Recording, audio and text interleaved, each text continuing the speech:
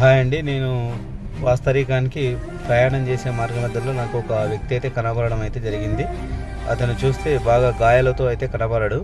అతని దగ్గరికి వెళ్ళి మాట్లాడితే అతను మతిస్థితి కూలిపోయి ఉన్నాడు. అతను ఎవరు, తన పేరేంటి అనేది కూడా తెలియదు. గతాన్ని మర్చిపోయాడు. అతను చూసి ఫస్ట్ నేనైతే అతనికి గుండు తీసి తర్వాత గడ్డం చేయడం అయితే జరిగింది. అతనితో కొన్ని మాట్లాడాను. అతను ఏది కూడా సమాధానం అయితే ఇవ్వడం అయితే జరగలేదు. ఒకసారిగా అతను చూసి బాధ అనిపించి అతనికి స్నానం అయితే చేపించి కొత్త బట్టలు తీసుకొచ్చి వేయడం అయితే జరిగింది. తర్వాత అతనికి బాగా గాయాలయ్యాయి కాబట్టి అతనికి మళ్ళీ ట్రీట్మెంట్ కూడా అయితే చేయడం జరిగింది. అయితే అతని చేతి మీద నాకైతే హిందీలో గోపాల్ అని అయితే రాసుకొని ఉంది. అయితే ఇతను వచ్చేసి Addakula toll gate NS44 Kurnool to Hyderabad ఇక్కడ టోల్గేట్ దగ్గర ఉన్నాడు.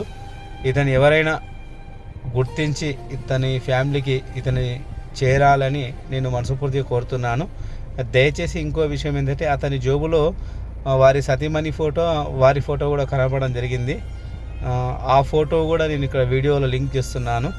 దయచేసి వాళ్ళ ఫ్యామిలీ మెంబర్కి ఇతను చేరుకోవాలని మీరు దయచేసి పెద్ద మనసు చేసుకుని ఒక వీడియోని తప్పనిసరిగా షేర్ చేయాలనేది నా యొక్క చిన్న విన్నపం. నాకు తోచిన సహాయం అయితే నేను చేశాను.